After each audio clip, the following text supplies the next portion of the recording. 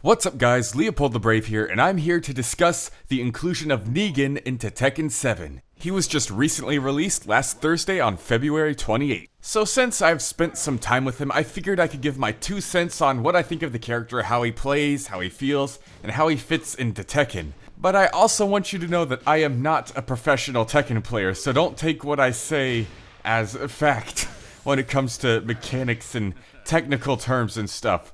I mean, I'm a competent player, but I'm not a pro, or I'm not super mega knowledgeable about everything like frame data and all that. So I'm just gonna tell you what I think from what I see, not from what I study. When it comes to how he fits in Tekken, there ends up being a bunch of annoying responses. Similar to how people would complain that Noctis fits more in Soul Calibur, people complain that Negan fits more in Mortal Kombat. First of all, how are y'all going to complain about Negan in Tekken when y'all have the Ninja Turtles in Injustice 2? Let developers do what they want.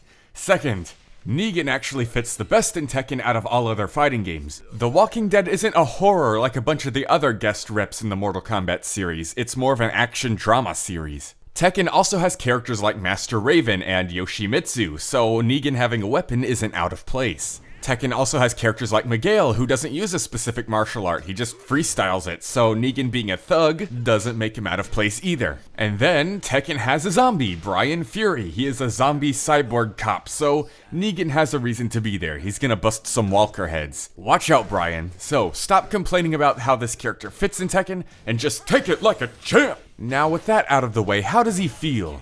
Negan is absurdly strong. A lot of moves you don't think would do much damage end up doing way more. Like his back 2-2, for example, if I'm saying that right.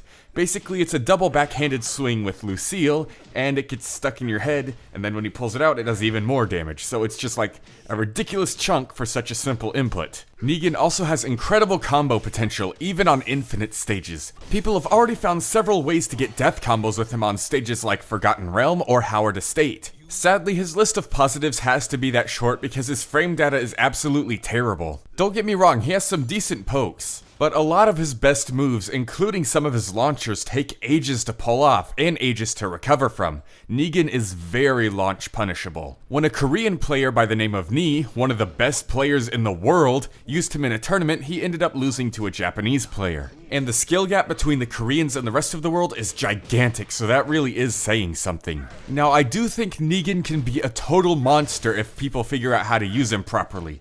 But I also think it's too easy to figure out how to fight him properly.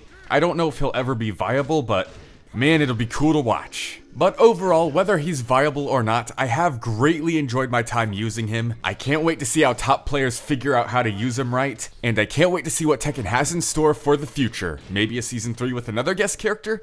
Can't wait. LeopoldTheBrave out.